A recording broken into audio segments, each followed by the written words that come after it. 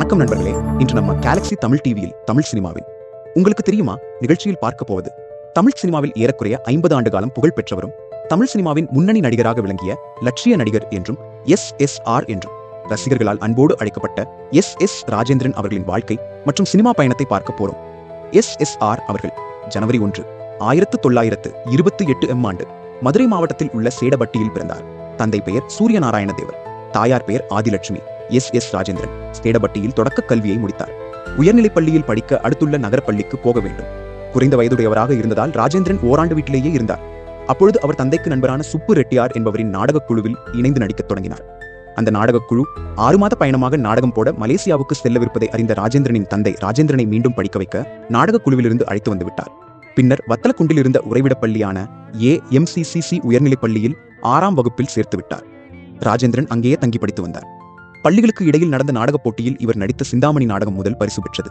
இதற்கிடையில் ராஜேந்திரனுக்கு உள்ள குரல் வளம், நல்ல தோற்றம், நினைவுத்திறன், இசையறிவு போன்றவற்றை பார்த்த பள்ளி விடுதி காப்பாளர் மதுரையில் நாடகங்களை நடத்த வந்துள்ள பால சண்முகானந்த சபாவில் சென்று இணைந்து கொள்ளுமாறு அறிவுறுத்தினார். மேலும் செலவுக்கு பணம் கொடுத்து அனுப்பியும் விட்டார். பின்னர் பாய்ஸ் நாடக கம்பெனியில் குழந்தை நடிகராக சேர்ந்தார். பின்னர் TK சண்முகம் சகோதரர்களின் ஸ்ரீபால சண்முகானந்த சபாவில் துணை நடிகராக நுழைந்து கதாநாயகனாக உயர்ந்தார். பின்னர் அக்குழுவில் இருந்து வெளியேறினார். ஆரம்பத்தில் மேடை நாடகங்களில் நடித்து வந்த SS ராஜேந்திரன் G. இராமநாதனின் இசையமைப்பில் பின்னணி பாடகராக திரையுலகில் நுழைந்தார். பின்னர் 1952 ஆண்டு கலைஞர் மு.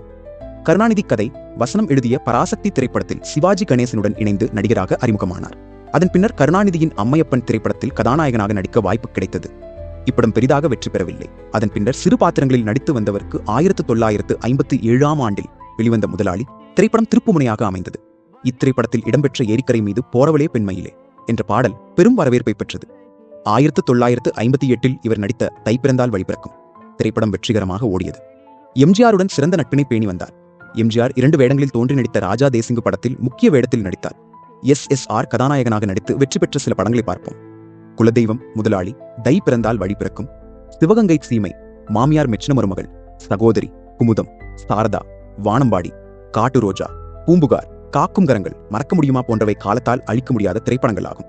இது மட்டுமில்லாமல் அக்காலத்தில் முன்னணி நடிகராக விளங்கிய எம்ஜிஆர், சிவாஜி, ஜெமினி என்று அனைத்து கதாநாயகர்களுடனும் இணைந்து நடித்து ஏராளமான வெற்றி படங்களை கொடுத்துள்ளார்.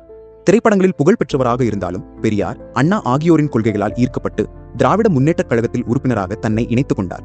அக்கழகத்தின் கொள்கைப்படி புராண படங்களில் நடிக்க மறுத்தார். இதனால் லட்சிய நடிகர் என்று ரசிகர்களால் அழைக்கப்பட்டார்.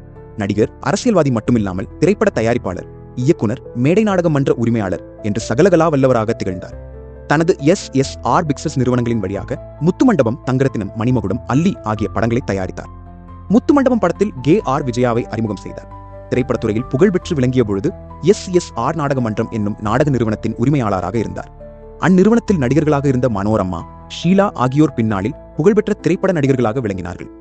SS ராஜேந்திரன் அவர்கள் தங்கரத்தினம், மணிமகுடம், அல்லி ஆகிய படங்களை அவரே கதாநாயகனாக நடித்து இயக்கியுள்ளார். 1950 முதல் 1970 வரை பிஸியாக இருந்தவர் சில காலம் திரையுலகை விட்டு ஒதுங்கியிருந்தார். பின்னர் 1982 ஆண்டில் இரட்டை மனிதன் என்னும் படத்தில் நடித்தார். அதன் பின்னர் சில படங்களில் கிளறவ வேடத்தில் தோன்றினார். ஒரு சில தொலைக்காட்சி தொடர்களிலும் நடித்தார். 80க்கும் மேற்பட்ட படங்களில் நடித்த அவர் கடைசியாக நடித்த படம் சிம்பு நடித்து 2003 ஆண்டு வெளியான தம் திரைப்படத்தில் சிறிய வேடத்தில் நடித்தார். இப்போது SSR அவர்களின் அரசியல் வாழ்க்கை பற்றி பார்ப்போம். SS ராஜேந்திரன் தனது அரசியல் வாழ்க்கையை பெரியாரின் திராவிடர் கழகத்திலிருந்து துவங்கினார். பெரியாரின் கொள்கையை ஏற்றுக்கொண்டு தீவிரமாக செயல்பட்ட போது தான் அங்கு தனது அரசியல் சகாவான என் அண்ணாதுரையின் நட்பு கிடைத்தது. அதன் பிறகு திராவிட முன்னேற்றக் கழகத்தின் வழியாக தனது அரசியல் வாழ்க்கையை தொடங்கிய ராஜேந்திரன் அக்கட்சியின் செயற்குழு உறுப்பினராக ஆனார். 1958 ஆண்டில் திமுக அறிவித்த பிரதமர் ஜவஹர்லால் நேருவிற்கு கருப்பு கொடி காட்டும் போராட்டத்தின் பொழுது முன்னெச்சரிக்கை நடவடிக்கையாக கைது செய்யப்பட்டு மதுரை சிறையில் அடைக்கப்பட்டார். 1965 ஆண்டில் நடைபெற்ற இந்தி போராட்டத்தின் போது கைது செய்யப்பட்டு சென்னை சிறையில் 12 நாள்கள் அடைக்கப்பட்டார். அதன் பிறகு 1962 சட்டமன்ற தேர்தலில் தேனி தொகுதியிலிருந்து திமுக சார்பாக தேர்ந்தெடுக்கப்பட்டார். சட்டமன்றத்துக்கு தேர்ந்தெடுக்கப்பட்ட முதல் இந்திய திரைப்பட நடிகர் இவராவார். நாடாளுமன்ற மாநிலங்களவை உறுப்பினராக திமுகவின் சார்பில் 1970 ஏப்ரல் 3 முதல் 1976 ஏப்ரல் 2 வரை பணியாற்றினார். அதன் பிறகு திமுக தலைவர் மு. கருணாநிதியுடன் ஏற்பட்ட கருத்து வேறுபாட்டின் காரணமாக அக்கட்சியில் இருந்து விலகி எம்ஜிஆர் தொடங்கிய அதிமுகவில் இணைந்தார். அக்கட்சியின் சார்பாக 1980 சட்டமன்ற தேர்தலில் ஆண்டிப்பட்டு தொகுதியில் போட்டியிட்டு வெற்றி பெற்றார். அத்தேர்தலில் தமிழகத்திலேயே அதிக வாக்கு வித்தியாசத்தில் வெற்றி பெற்றார். 1984 ஆண்டில் எம்ஜிஆர், மருத்துவமனையில் இருந்தபொழுது நடைபெற்ற சட்டமன்ற தேர்தலில் இவருக்கு போட்டியிட வாய்ப்பு வழங்கப்படவில்லை. இதனால் அக்கட்சியிலிருந்து பிரிந்து சென்று எம்ஜிஆர் எஸ்எஸ்ஆர் கழகம் என்னும் கட்சியைத் தொடங்கி தேடப்பட்டி தொகுதியில் போட்டியிட்டு தோல்வியடைந்தார். எம்ஜிஆர் நலம் பெற்ற பின்னர் மீண்டும் அதிமுகவில் சேர்ந்தார். எம்ஜிஆர் மறைவிற்கு பின்னர் முழுமையாக மனம் நொந்து அரசியலில் இருந்து ஒதுங்கினார். 1989ஆம் ஆண்டில் அதிமுக இரண்டாக பிளவுபட்ட போது ஜெயலலிதாவின் வேண்டுகோளால் மீண்டும் அவர் ஜே அணியில் இணைந்து அப்போது நடைபெற்ற 1989 சட்டமன்ற தேர்தலில் பெரியகுளம் தொகுதியில் அதிமுக ஜெயலலிதா அணி சார்பாக போட்டியிட்டு தோல்வியடைந்தார். அதன் பின்னர் திருநாவுக்கரசு தொடங்கிய எம்ஜிஆர் அண்ணா திராவிட முன்னேற்றக் கழகத்தில் சேர்ந்தார். சிறிது காலம் கழித்து அதிலிருந்து விலகி அரசியலில் இருந்தே ஒதுங்கினார்.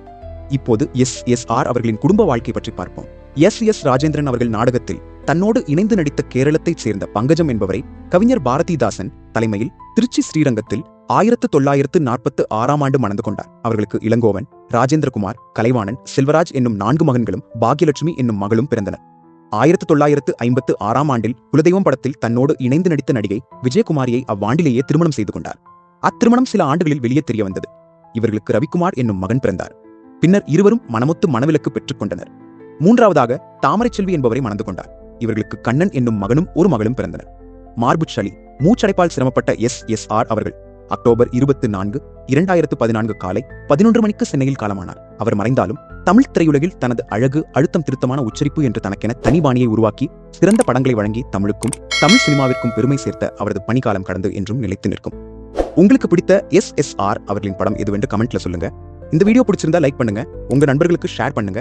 இது போன்ற சினிமா தகவல்களுக்கு மறக்காமல் நம்ம கேலக்ஸி தமிழ் டிவியை சப்ஸ்கிரைப் ஆதரவு தாருங்கள். அடுத்த ஒரு நல்ல வீடியோவில் சந்திக்கின்றேன். நன்றி.